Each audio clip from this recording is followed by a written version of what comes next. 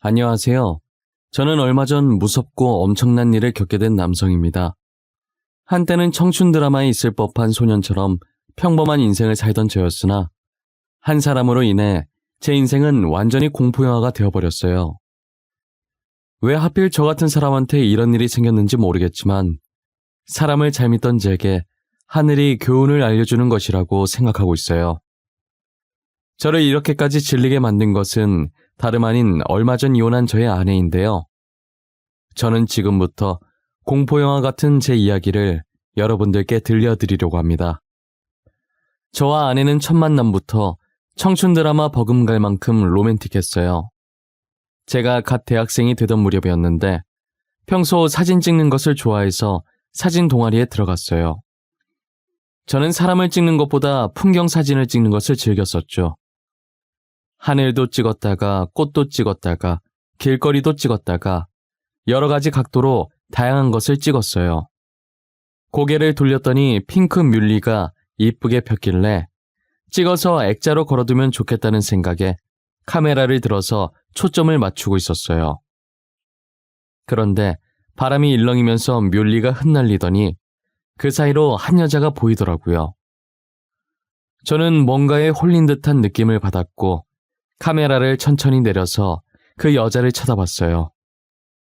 한동안은 멍하니 계속 그러고 쳐다보게 되더라고요. 그러다 여자가 머리를 흩날리면서 제 쪽을 쳐다봤고 저는 눈이 마주치자마자 뒤돌아 버렸어요. 심호흡을 한 번 하고 다시 여자가 있던 쪽을 쳐다봤는데 이미 여자는 사라진 뒤였어요. 전화번호라도 물어볼 걸, 아니 말이라도 한번 걸어볼 걸 싶었죠. 집에 와서도 계속 그 여자가 생각났고 말 걸어보지 못한 걸 후회했어요. 그 동네 사람인지 다른 지역에서 놀러 온 사람인지 알 수 없기 때문에 다시는 못 만나게 될 줄 알았어요. 하지만 저희가 하늘에서 맺어준 운명이었던 건지 얼마 지나지 않아서 한 꽃집에서 만나게 된 거예요. 갑자기 인테리어에 관심이 생겨서 방을 조금 꾸미고 사진을 찍어볼까라는 생각이 들었어요. 방을 꾸며봤는데 조금 허전해서 조그만 화분을 하나 놓아볼까 싶은 생각에 꽃집으로 향했어요. 난생 처음 꽃집에 와봐서 뭐가 뭔지 도통 모르겠더라고요. 아무리 제가 꽃을 찍으러 다닌다고 하지만 길거리에 피어난 꽃을 보고 이쁘다면서 카메라로 찍을 줄만 알았지 막상 이름을 아는 꽃이 몇 개 없었어요. 직원한테 도움을 받아보고자 가게를 두리번거렸는데 아무도 없었죠. 뒤쪽에 조그만 쪽문이 있어서 혹시나 하는 마음에 아무도 없냐고 말했고 정말 영화처럼 쪽문에서 그때 뮬리 사이로 보이던 그 여자가 나오는 거예요. 저는 여자를 보는 순간 운명이라고 생각했어요. 그래서 꽃을 추천받고 결제하면서 옆에 있던 조그만 쪽지에 제 번호를 적어서 건네주었죠. 여자는 종이를 받아들고는 양볼이 발그레해지면서 수줍게 웃더라고요. 사실 제 번호를 주면서도 기대는 안 하고 있었는데 꽃집 마감 시간에 그녀에게서 연락이 왔더라고요. 몇 번 이야기 주고받다가 제가 그때 뮬리밭에서 본 적 있다고 이야기를 했어요. 저 사실 얼마 전에 다른 동네에서 수연 씨 본 적 있어요. 수연 씨도 저를 봤을지는 모르겠지만 저는 똑똑히 기억해요. 그때 뮬리밭에 있던 수연 씨를요. 진짜요? 저 며칠 전에 뮬리밭 간 적 있는데 아 설마 혹시 저랑 눈 마주치고 바로 뒤도셨던 그분이세요? 손에 카메라 들고 계시던... 네 맞아요. 기억하시네요? 이거 뭔가 기분이 살짝 이상하네요. 수연 씨가 기억하고 계실 줄은 진짜 상상도 못했거든요. 하늘도 찍고 길거리도 찍고 막 그러시던데 사진 찍는 모습이 멋있었어요. 저는 카메라도 잘 모르고 사진도 잘 못 찍어서 그런지 대영 씨의 그런 모습이 너무 멋있었어요. 제가 그녀를 봤다고 하자 그녀는 놀라면서 그때 그 사람이 저였냐고 하더라고요. 사실 그녀도 제가 사진 찍고 있는 모습을 봤었다고 하면서요. 집중하는 모습이 멋있어서 번호 물어보고 싶었는데 뮬리밭에서 제가 시선을 피하길래 관심 없는 줄 알고 그냥 지나쳤다고 하더라고요. 어떻게 이런 운명이 있냐며 둘이서 엄청 신기했어요. 만날 사람은 만나게 되어 있다더니 그게 저희 둘인 것 같다면서 신나 있었죠. 그녀는 제가 꽃을 샀던 곳에서 일하는 아르바이트생이었어요. 저랑 동갑에 원래라면 저처럼 대학을 다니고 있어야 하는데 집안 형편이 어려워서 휴학하고 아르바이트를 하고 있다고 하더라고요. 아직은 둘 다 대학생 신분이니 집안 형편 따위는 전혀 신경 쓰이지 않았어요. 저는 그녀가 열심히 살려고 노력하는 모습이 오히려 보기 좋았고 더 매력적으로 느껴졌죠. 몇 번 만나다가 더 이상은 마음을 숨길 수 없어서 고백을 했고 그녀는 왜 이제서야 고백하냐며 제 고백을 받아주면서 본격적으로 연인으로 만나기 시작했어요. 저희는 6년이란 시간을 만났고 그 사이 저는 군대도 갔다 오고 대학도 졸업해서 취준생이었죠. 대기업을 목표로 준비하고 있었고 취직만 하게 되면 여자친구와 바로 결혼을 하고 싶었어요. 여자친구는 여전히 그 꽃집에서 아르바이트를 하고 있었어요. 재학과 휴학, 그리고 아르바이트를 꾸준히 병행하고 있었죠. 스트레스 받고 힘들만도 한데 늘 저를 먼저 위해주고 챙겨주는 착한 여자친구였어요. 그래도 제가 학교 다니면서 학점 관리도 열심히 하고 필요한 자격증들도 미리 다 따놓았어서 다른 친구들보다는 비교적 빠르게 취업에 성공했어요. 사실 저희 아버지께서 사업을 하셔서 저는 다른 회사에 가지 않고 저희 아버지 뒤를 잇고 싶었어요. 하지만 아버지께서 제가 자신의 사업을 이어받는 걸 원치 않으셔서 저는 대기업에 취직을 한 것이죠.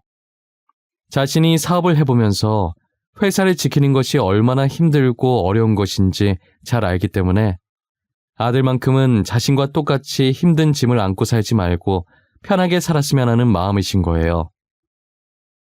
저는 취업 후 반년 정도 다니다가 어느 정도 일이 손에 익으면서 익숙해졌고 얼추 자리도 잡은 것 같아서 여자친구에게 프로포즈를 했어요. 수연아, 우리 만난 지도 6년 반이나 됐고 이제 나도 대기업에 취업했으니까 더 이상 연애는 그만하고 우리 결혼하자. 나 진짜 진지하게 생각하고 말하는 거야. 있잖아. 너무 고마워. 진짜 너무 고마운데 나는 아직 준비가 안 됐어. 대학교도 졸업 못했고 아직 번듯한 직장도 없이 아르바이트나 하고 있고 돈은 내가 벌면 되는데 그게 뭐가 중요해. 나는 너가 아르바이트 해도 상관없어. 정말 단지 그 이유 때문에 안 받아주는 거야? 내가 싫어진 게 아니라면 뭐든 괜찮아. 그러니까 우리 결혼하자. 대영아, 미안하고 고마워. 이런 나지만 괜찮다고 해줘서 받아줘서 너무 고마워. 앞으로 내가 더 잘할게. 너를 위해서 살게. 네 말대로 우리 결혼하자.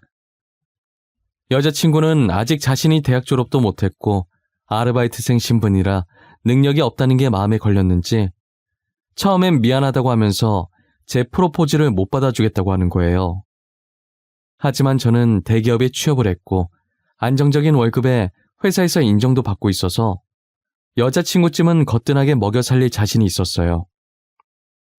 저는 여자친구에게 어떤 이유든 괜찮다고 싫어진 게 아니라면 결혼하자고 말했죠. 여자친구는 울면서 이런 자신을 받아줘서 고맙다고 하면서 제 청혼을 받아줬어요. 저희는 결혼을 했고 아내는 여전히 꽃집에서 아르바이트를 했어요. 꽃으로 무언가를 꾸밀 때 제일 행복해 보여서 말리고 싶지 않았어요. 꽃을 만지며 행복해하는 아내를 볼 때면 저까지 행복한 기분이 들었어요. 동갑인지라 서로 티격태격하긴 하지만 여전히 사이가 좋았어요. 아내는 저와 저희 부모님이 말하지 않아도 혼자 시댁에 방문해 애교를 부리곤 했어요. 저희 어머니는 착하면서 넉살도 좋다고 아내를 엄청 좋아했어요. 저희 어머니뿐만 아니라 저희 아버지께서도 아내를 굉장히 아끼셨죠. 가끔 보면 친아들은 저인데 저보다 아내를 더 챙겨서 질투가 날 지경이었어요. 하지만 저희가 결혼한 지 2년도 채 되지 않아 저희 아버지께서는 병으로 저희 곁을 떠나셨어요. 가난 말기로 고통스러워하시다가 돌아가셔서 당시 아내가 얼마나 울었는지 몰라요. 저는 아파하시는 아버지 때문에 한 번 울고 쓰러질 듯 우는 아내 때문에 한 번 울었어요. 아버지를 떠나 보낼 때까지 어머니도 저도 아내도 힘든 시간을 보내야 했죠. 유품을 정리하는 동안에도 어찌나 눈물이 나던지 물건 하나 집어들고 울고 내려놓고 울고를 반복했어요. 저희 아버지 재산은 유언장에 적힌 대로 전부 저희 어머니에게로 돌아갔어요. 회사는 이미 다른 사람에게 비싼 값에 팔아넘겼고 가지고 계신 땅과 돈 전부 저희 어머니에게 돌아갔죠. 저는 어차피 외아들이라 형제들끼리 재산 다툼할 것도 없었고 그렇다고 재산에 관심이 있는 것도 아니었어요. 그래서 아버지 재산이 전부 어머니한테 돌아갔다고 들었을 때도 아무 생각이 없었어요. 어머니께서 알아서 잘하시겠지 싶은 생각밖에 안 들었어요. 저는 아버지를 마음으로도 잘 보내드리고 다시 예전처럼 생활을 하고 있었어요. 아내는 계속 저를 보고 쭈뼛거리면서 할 말이 있다고 하더라고요. 여보, 내가 할 말이 있는데 혹시 시간 괜찮아? 진짜 잠깐이면 돼. 시간 많이 안 뺏어 먹을게. 당신 너무 바쁘면 나중에 해도 되고. 아니야, 시간 괜찮아. 근데 왜? 무슨 일인데? 심각한 일이야? 당신 표정 엄청 비장해 보여. 다른 게 아니라 이제 아버님도 돌아가시고 어머님 혼자 계시잖아. 아무래도 아버님이랑 살다가 혼자 살게 되면 외로우실 것 같아서 그냥 우리가 모시고 사는 게 어떨까 해서. 나는 우리 엄마니까 결혼 전까지도 같이 살았어서 괜찮은데 당신은 진짜 괜찮겠어? 엄마가 우리랑 살아도 안 불편하겠어? 아무래도 처음엔 불편하겠지. 그런데 혼자 계신 것보단 우리랑 지내는 게 나을 것 같아서. 우리라도 있으면 덜 외로우실 거야. 티는 안 내셔도 지금 얼마나 외로우시겠어. 그래, 당신 뜻이 정 그렇다면 그렇게 해. 난 어떻게 하든 상관없어. 일단은 같이 살아보다가 나중에라도 불편해지면 바로 나한테 말해. 알겠지? 아내는 고맙게도 아버지를 보내고 혼자 남은 어머니를 모시자고 먼저 제안을 하더라고요. 솔직히 요즘 시대에 어느 누가 시어머니를 모시려고 하겠어요. 그것도 자진해서 본인이 먼저 모시자고 하면서까지요. 저는 시어머니를 생각하는 아내의 착한 마음씨에 감동받았어요. 아내의 뜻대로 본가를 정리하고 어머니를 저희 집으로 모셨어요. 처음엔 어머니가 싫다고 하셨지만 아내가 같이 살자고 계속 조르니 두 손 두 발 다 들고 오신 거예요.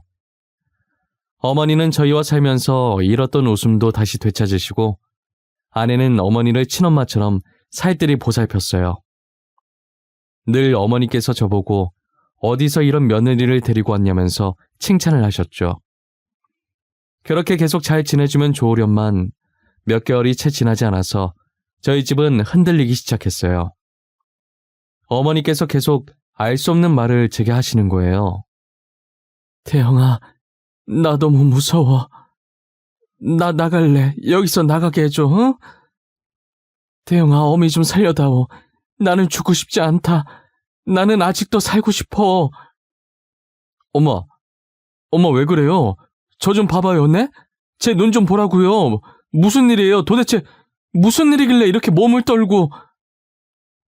나 여기서 꺼내다오. 나 이렇게 죽고 싶지 않아. 수연이가 날 죽이려고 해. 태영아, 나 너무 무서워. 난 나가게 해다오. 다시 우리 집으로 보내다오. 어? 그게 무슨 말이에요? 알아듣게 좀 얘기해요. 수연이가 뭘 어쨌다고요? 도대체 수연이가 엄마를 왜 죽이려고 해요? 악몽이라도 꾼 거예요? 어머니는 계속 알 수 없는 얘기만 하시고 아내가 자신을 죽이려고 한다고 하시더라고요. 악몽이라도 꾸신 건가 싶어서 평소 어머니께서 드시던 수면제를 먹이고 재웠어요. 저희 아버지가 돌아가신 뒤로 잠을 못 주무셔서 병원에서 처방받은 약이었죠. 약을 먹고 곤히 주무시는 어머니의 이마에 맺힌 땀을 수건으로 닦아드렸어요. 저는 단순 악몽으로 생각하고 아내에게 따로 어머니 얘기를 하지 않았어요. 그런데 날이 갈수록 어머니의 증세가 심각해져 가더라고요. 심할 때는 구석에 가서 웅크리고 있길래 다가가 보면 두려움에 온몸을 떨고 계셨어요. 왜 그러냐고 물어도 아내가 자신을 죽이려고 한다고 자기 보고 죽으라고 했다는 말만 반복하셨죠. 저는 아내가 평소 어떤 사람인지 잘 알기에 어머니가 계속 같은 말을 하셔도 믿지 않았어요. 오히려 어머니한테 무슨 문제가 있나 생각이 들었죠. 혹시나 하는 마음에 어머니를 모시고 병원으로 데리고 갔어요. 그리고 각종 검사를 마쳤고 다행히 건강상의 문제는 없었고 다만 치매 초기 진단을 받게 되었죠. 다행인 건 그나마 진행 속도가 느려서 약만 잘 챙겨 먹으면 문제가 없다고 하시더라고요. 아직 어머니 나이면 젊은 편인데 벌써 치매 판정을 받아서 당황스러웠어요. 그리고 그동안 아내가 자신을 죽이라고 했다는 말도 치매 증상 중 하나였나 싶은 생각이 들었죠. 아내가 쉬는 날도 없이 꽃집 알바를 했었는데 사장님이 사정상 꽃집을 팔아버려서 일을 그만뒀다더라고요. 그동안 일 열심히 했으니 이왕 이렇게 된 거 휴가라고 생각하고 조금 쉬라고 했어요. 아내는 간만에 쉰다는 생각에 친구들과 주말 여행 계획을 세우고 있더라고요. 한창 계획을 세우다 어머니 걱정을 하길래 제가 보살피겠다고 안심시켰어요. 이렇게나 어머니를 생각하는 아내인데 확실히 어머니의 헛소리는 치매 증상이었다고 생각했죠. 그렇게 아내는 여행을 떠났고 아내가 여행을 떠남과 동시에 어머니 표정이 편안해지더라고요. 평소랑 다르게 밥도 잘 드시고 저랑 말도 잘하고 확실히 얼굴에 활기가 도셨어요.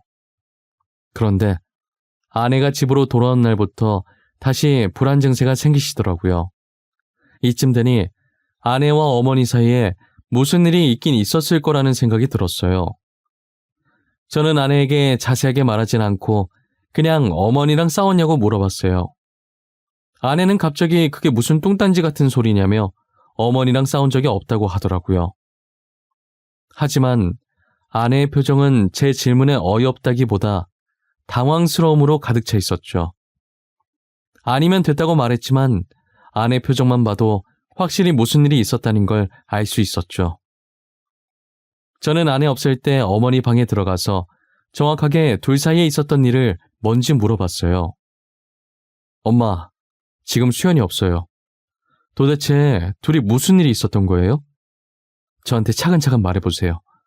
엄마가 말하셔야 제가 도와드릴 수 있어요.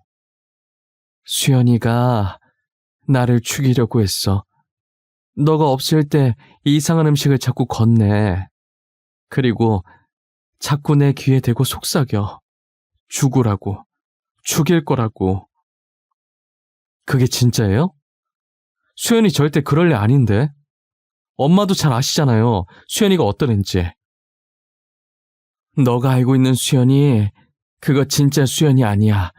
다 연기야. 너도 속지 마. 알겠어? 이 애미 꼴 나기 전에 너라도 정신 똑바로 차리고 살아야 해. 어머니의 말을 들은 저는 충격을 받지 않을 수가 없었어요. 어머니 주장에 의하면 아내는 매일같이 어머니 귀에 죽으라고 저주하듯 속삭이고 정말 말도 안 되는 행동들을 어머니께 한다는 거예요. 증거가 없어서 확실히 믿을 수는 없었지만 어머니 상태가 점점 심각해져서 뭔 일이 날 것 같다는 걱정에 아무도 없을 때 제가 어머니 방에만 홈캠을 달아놨어요. 그리고 저는 약속 있는 척 집을 비우고 어머니와 아내의 단둘만 남게 했죠. 나오자마자 곧장 주차장으로 가서 차에 올라탄 뒤 노트북을 켜고 홈캠과 연결했어요. 저는 홈캠으로 본 어머니와 아내의 모습에 경악을 할 수밖에 없었어요. 아내가 방으로 들어와서 저한테 자기 얘기했냐며 소리 지르고 난리가 난 거예요. 어머니는 무서움에 구석으로 가서 몸을 웅크리고 계셨죠. 이 노친네가 미쳤나? 죽으라고. 왜 안 죽어? 내가 죽으라고 했잖아. 죽는 게 그렇게 어려워? 아가, 내가 잘못했다. 제발 한 번만 받아워. 다시는 대영이에게 말 안 하마. 나 진짜 별말 안 했어. 진짜야. 믿어다오. 이미 말해놓고 뭘 말 안 했다는 거야. 그나저나 돈 어디다 숨겼어? 니년 남편이 남긴 재산들 다 어디 갔냐고. 도대체 어디에다 꽁꽁 숨겨놨길래 몇 날 며칠을 뒤져도 안 나오는 거야. 제발 그것만은 건들지 말거라. 내가 이렇게 부탁하마. 나한테 막해도 좋아. 하지만 그 돈만큼은 건들지 말아다오. 우리 남편이 힘들게 모은 재산이란 말이다. 니년 치매라며. 나중에 어디다 숨겼는지 기억도 못하는 거 아니야?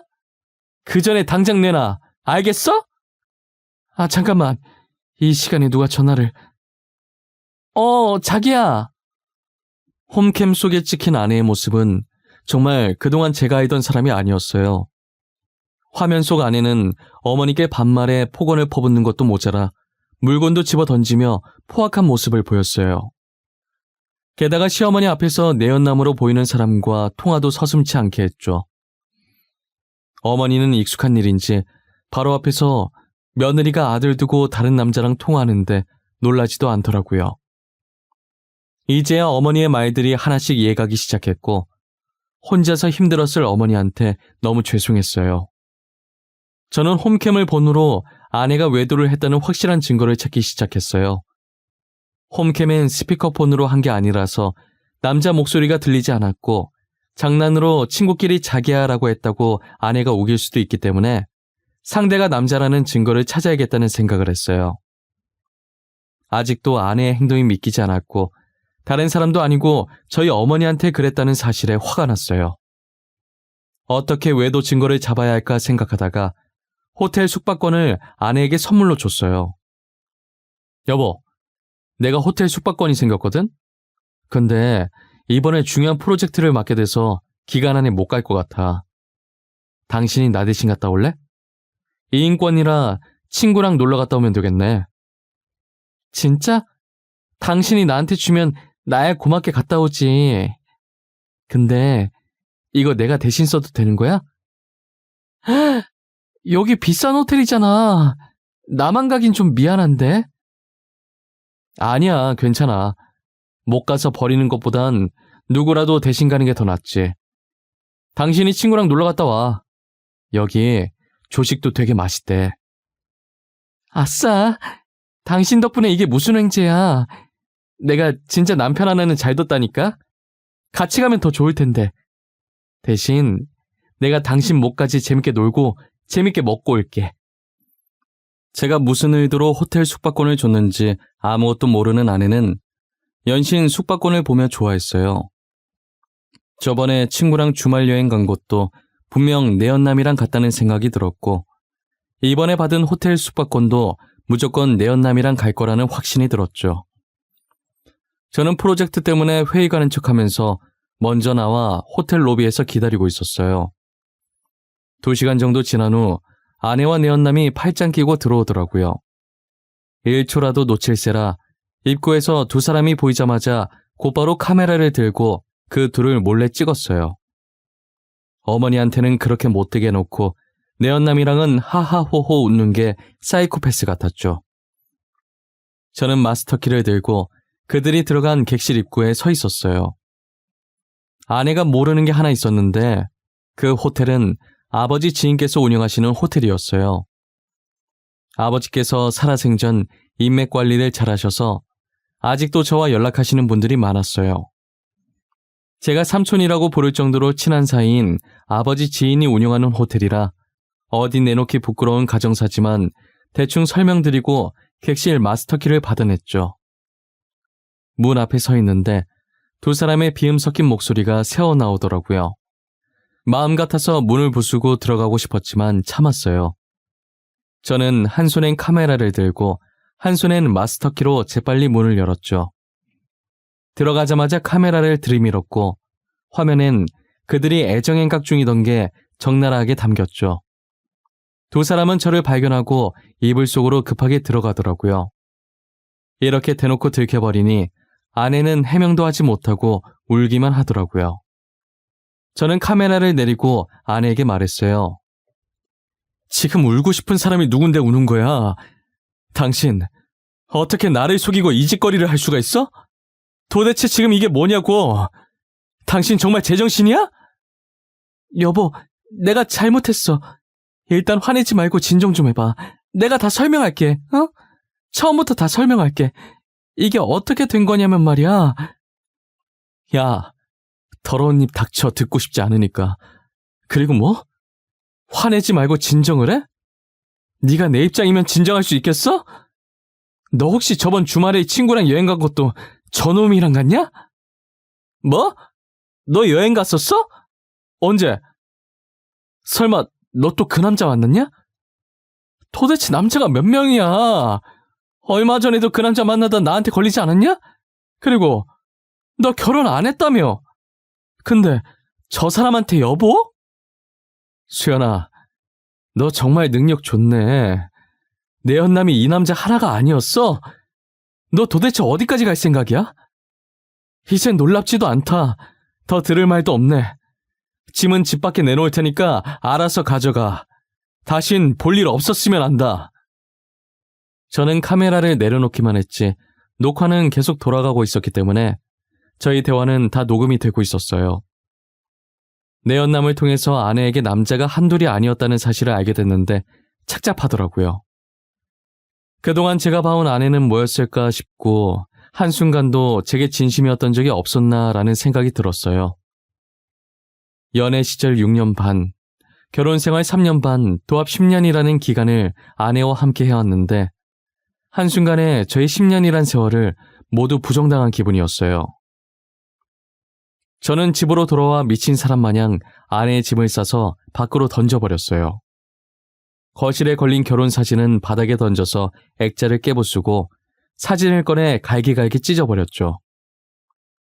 액자 깨지는 소리에 놀라서 나오신 어머니는 저를 보자마자 울면서 안아주시더라고요. 저는 눈물은 안 나왔고 실성한 사람처럼 자꾸 헛웃음이 새어나왔어요. 어머니에게 죄송한 마음과 제 자신이 너무 한심한 그런 복합적인 감정이었죠. 저는 모든 증거들을 가지고 아내에게 걸 수 있는 모든 소송을 다 걸었고 다른 상간남에 대한 증거가 없었기 때문에 호텔에 같이 있던 남자에게만 상간남 소송을 걸었어요. 도대체 아내는 왜 저희한테 상처를 준 건지 이유라도 묻고 싶어서 재판 마지막 날 물어봤어요. 처음엔 저를 진심으로 사랑했지만 점점 익숙해져갔고 나중엔 다른 남자가 끌렸다고 하더라고요. 하지만 번듯한 직장을 가진 사람이 저밖에 없어서 저와 결혼을 했다는 거예요. 그러다 저희 아버지 유품 정리하면서 우연히 유언장을 보게 되었고 꽤나 많은 재산이 전부 어머니께 간 걸 알고 아내가 돈에 눈이 돌아버린 거죠. 그래서 어머니한테 그 돈을 뺏으면 호텔에 같이 있었던 상간남과 도망을 가려고 했다더라고요. 아내 혼자서 아버지 재산으로 아주 드라마 각본을 짜고 있었던 거예요. 이유를 들으니 더 어처구니가 없어졌고 차라리 이유를 듣지 말 걸 그랬다 싶었어요. 그렇게 저는 아내와 이혼을 했고 위자료를 챙겨서 어머니와 함께 회사랑은 조금 멀긴 하지만 예전에 살던 집과 최대한 떨어진 곳에 이사를 했어요. 그리고 어머니는 치매 치료도 하면서 심리 상담을 받으며 전 아내에게 받았던 상처들을 치료하고 있죠. 전 아내와 떨어진 이후로는 어머니께서 많이 밝아지시고 예전 모습으로 돌아가셨어요. 가슴 속엔 아직 상처들이 아물진 않았지만 잊어보려고 많이 노력 중이시죠. 어머니께서 저와 전 아내가 결혼한 지 1년쯤 되었을 때 손자가 보고 싶다고 노래를 부르셨었는데 당시에 저희가 아이 생각이 없어서 매번 다음에 했었거든요. 그런데 지금 생각해보니 저희 사이에 아이가 없다는 게 천만다행이었어요. 어머니께서도 자기가 그동안 엄청 보챘었는데 지금은 아이 안 낳길 잘했다고 하세요. 아마 아이를 낳았더라면 아이까지도 저희와 같은 상처를 안고 살아가야 했을 거예요. 전 아내 때문에 스트레스를 많이 받아서 그런지 처음 치매 진단 받았을 때보다 진행 속도가 빨라졌더라고요. 그래서 약물 치료해가면서 제가 열심히 옆에서 어머니를 보살피고 있어요. 그래도 어머니께서 심적으로 안정을 많이 되찾으니까 저도 같이 마음이 조금 놓이더라고요. 그리고 아버지가 돌아가신 뒤로 달고 다니던 수면제도 지금은 많이 끊으셨어요. 이젠 약 없이 저와 오손도손 대화를 나누다가 잠이 드세요. 저는 항상 어머니 방에 가서 어머니를 재워드리고 하루를 마무리하죠. 오늘도 무사하게 지나가게 해주셔서 감사하다고, 이대로만 계속 지내게 해달라고, 종교는 없지만 무작정 하늘에 대고 빌고 또 빌어요. 하늘은 저희가 가여우셨는지 아직까지는 제 소원을 잘 들어주고 계시더라고요. 이대로만 평안히 하루하루를 마무리했으면 좋겠어요. 제 이야기는 여기까지입니다. 여러분들이 보시기에 제 사연이 답답하신가요? 아니면 약간의 시원함이 공존하셨나요? 저는 시원하기도 하면서 답답하기도 하네요. 여러분들도 저와 같은 마음이셨을까요? 요즘 날이 많이 풀렸는데 아직은 아침 저녁으로 쌀쌀한 편이에요. 이런 날 감기 걸리기 쉬우니 다들 건강 잘 챙기셨으면 좋겠습니다. 지금까지 제 이야기 들어주셔서 감사하고 늘 건강하고 주변 사람들 챙기면서 행복한 하루 보내시길 바랄게요.